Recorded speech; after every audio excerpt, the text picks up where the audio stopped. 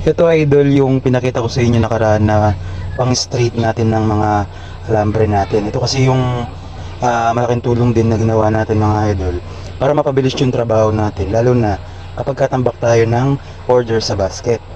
Kasi kaysa naman dun sa magpupukpok pa tayo ng alambre para lang ituwid siya. Ito mga idol, ayan. So bali ito yung alambre mga idol, ayan. Kung makikita nyo siya, ayan, di siya pantay, ayan. Talagang kung halimbawa, iyan mo to, pupukpukin mo to, talagang matagal. Ayan. Ang diskarte nito mga idol, wait lang ha.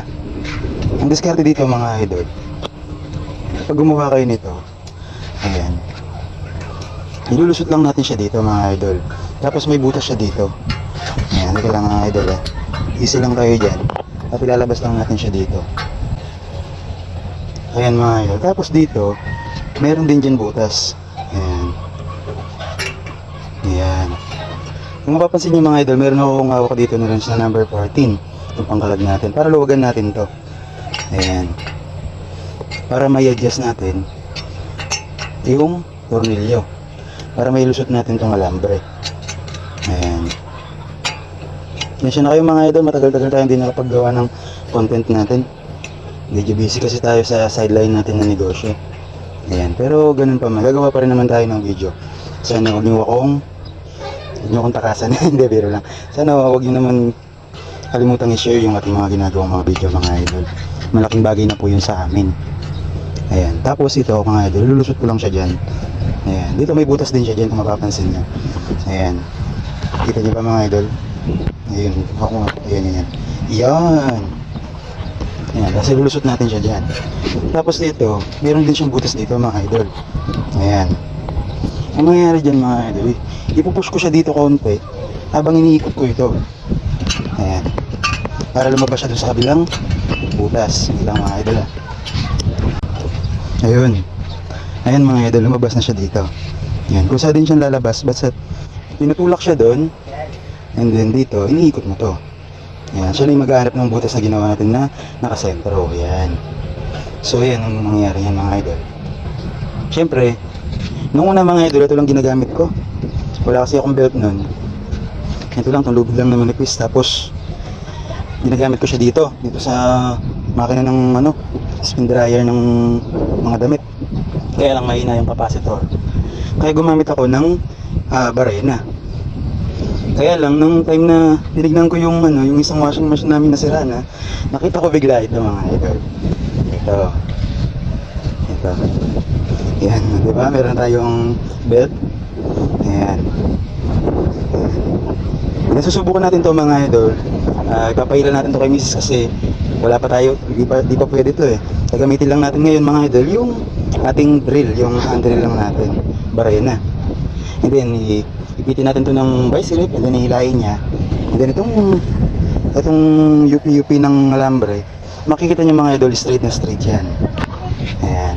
Pero bago yun mga idol, syempre, iset muna natin to. Ito kasi yung magte-tension, para nang sa ganun. Yung zigzag niya, paglabas niya dito, kasi nakasigsag talaga dapat yan eh. Ayan. Paglabas niya doon, straight na yan mga idol. Ayan. So, baybayin nyo lang mga idol.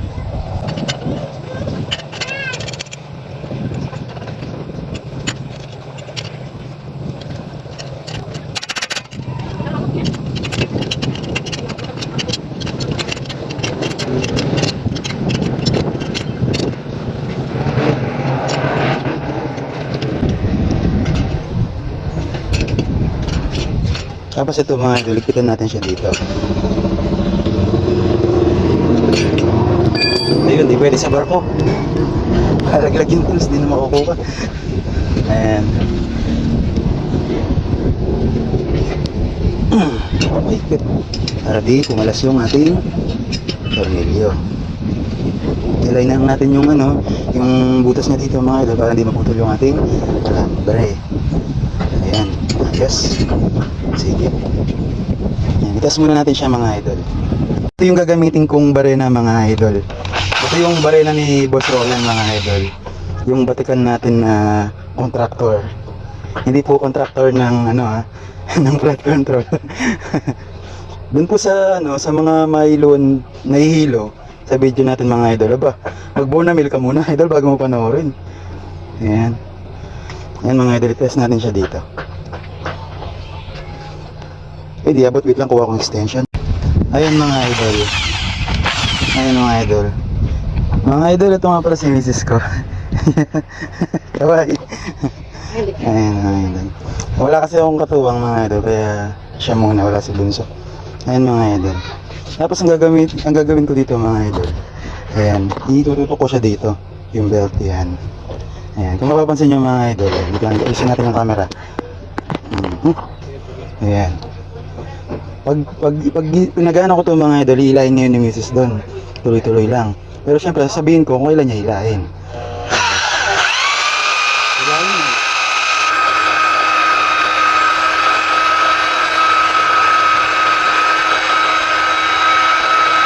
Ayan mga idol, nakikita nyo ba? Straight yan.